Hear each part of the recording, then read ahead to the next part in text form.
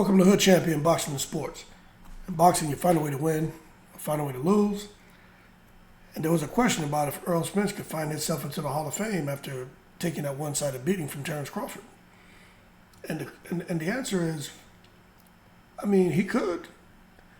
It's not a guarantee, but I can't see why he wouldn't end up in the Hall of Fame. But then again, it's not for me to determine or any of these content creators to determine. So that's why we're having a conversation. We know with Terrence Crawford and what he's been able to do in the sport of boxing. That without a doubt, Terrence Crawford, when he's eligible, I can't see him not, getting put on the ballot. Simple. Okay? Now, there was a question that came up about, since Errol Spence hasn't become undisputed, then what's going to happen to him if he decides, to hang up the boxing gloves? And somebody was saying it doesn't matter, he's not going into the Hall of Fame. And I'm like, well, hold your horses. Errol Spence could definitely still end up in the Hall of Fame. Now, he doesn't have the accolades of Terrence Crawford, but we can't come out here and all of a sudden act like Errol Spence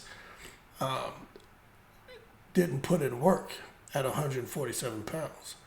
And he didn't put in the kind of work that would qualify him, at least to have people vote on him being considered for the Hall of Fame. If you look at Adrian Broner, right? I could understand how somebody would say Adrian Broner shouldn't get into the Hall of Fame. I'm not saying I agree, but I can understand that argument with just all the ups and downs and issues that he's had, But at the end of the day, Adrian Broner is a four weight division champion, 4 different weight classes. This man picked up a title. Doesn't matter if you feel he was cherry picking or not. The fact is he did it. All right, and that matters. But there's so much crap that comes with Adrian Broner that I could understand how if maybe Adrian Broner was sweating a little bit. But when it comes to the eligibility,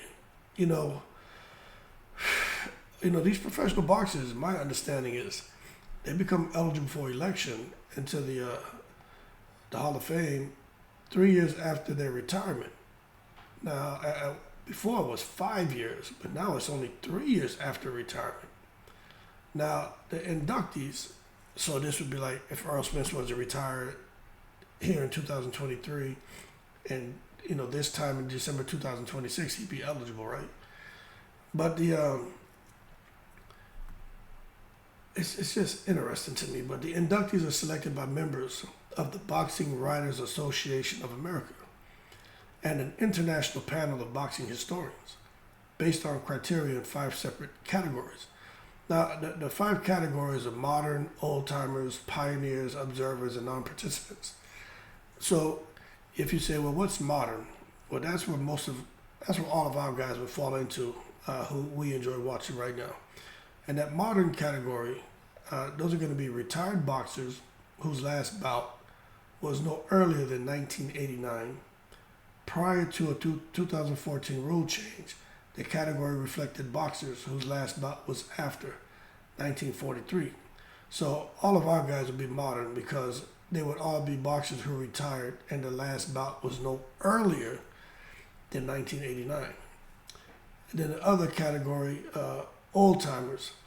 That category, it's changed, but it's similar to it actually has two different subcategories under old timers. You have the early era, which are boxers who fought from the beginning of Marquis of Queensberry rules, 1893 until 1942. Then the late era, which is boxers who fought their bout from 1943 to 1988. Okay, so it's modern, old timers, then pioneers is the third category. Those are boxers whose last bout was in or prior to 1892. Generally, there are boxers who fought before the Marquis of Queensberry rules, and that's where the pioneers will come into play. Then there are the observers, and these are like the journalists, the historians, writers, and artists. And I'm gonna tell you what, that damn Jim Lampley needs to be in there. Jim Lampley, I don't care that man, when he talks, it just makes you want to listen to him. Like his energy, his delivery, his know when to kind of raise his voice, lower the inflection. He knows just when to pause. His nonverbals are on point. He's just an outstanding journalist and an outstanding boxing commentator. Then you have the non-participants. These are people who make contributions to the sport of boxing, apart from their roles as boxers or observers. So 5 categories: modern, old-timers, pioneers, observers, non-participants. All of our favorite fighters would all fall in the modern category.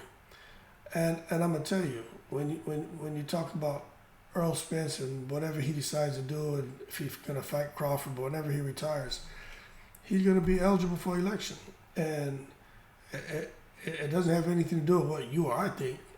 The inductees are selected by members of the Boxing Writers Association of America and an international panel of boxing historians based on criteria and those 5 categories that we just talked about. And when you look at what Errol Spence, I really think the whole person concept matters. But everything that he's gone through, what he's been able to do in the sport of boxing, and just imagine if he comes back, right? Because they're having a rematch, right? Him and Terrence Crawford. And Derek James says, this is what's interesting. Derek James says that he feels Errol Spence beats Terrence Crawford. He feels he has the better fighter and Errol Spence. But he wouldn't say what he felt was wrong. He did say that Errol Spence didn't look like himself. But it makes you wonder, what does Derek James know that we don't know? But one thing's for sure, one thing I know for a fact is, if Errol Spence can get in that ring with Crawford in a rematch and make the impossible possible, and what I mean by that is getting a victory over Terrence Crawford, I'm telling you right now, Errol Spence is going to be... You see how Crawford beat Errol Spence? And Crawford got a little bit of shine, but it's kind of died off now, hasn't it? I told y'all it would be it. Terrence Crawford ain't hot no more. That's just how the fans are. The world doesn't want to parade Terrence Crawford around as a pound for pound best boxer, and that's wrong, man. But I bet you this: if Errol Spence beats him, I tell you what, Errol Spence will never cool off. He'll be so hot, he'll never cool off. He'll be all over the world. You watch. Errol Spence will be on getting endorsement deals. He'll be on everything because there's more of a story there. And that's not fair to Crawford. But it is what it is. You know what I'm saying? But let's just wait and see how everything plays out, because there's a lot of things kind of up in the air, and we don't know what direction things are going. Spence and Crawford supposed to be fighting next year. Who knows what weight? Will Crawford ever go on to make big money? If Errol Spence, if he fights in there with Crawford, does he redeem himself? Does he get further damage? You know, we don't know what's going to happen. Is he still with Derek James? Is he not? Derek James says he is. You know, Bomax back in the States, you know, what's going to happen? Is Terrence Crawford going to fall off like Andy Ruiz? Like, we don't know. But at the end of the day, Errol Spence, I can't see why, even right now, he couldn't be selected, be nominated for the Hall of Fame. But I tell you what, if he gets in there and he beats Terrence Crawford, Errol Spence is out of here. He's in a whole other stratosphere if he can somehow beat Terrence Crawford. But again, I have my opinion on that, and I just don't think he can do it. But we just got to wait and see, right? That being said, y'all keep cool. And just because a fighter takes a loss, it doesn't mean they're not Hall of Fame worthy. Y'all gotta stop that. Hold your horses. Let's not take it to the stupid, right? Put the bowl of dumbass down and just chill. Y'all keep cool. I'm in the breeze.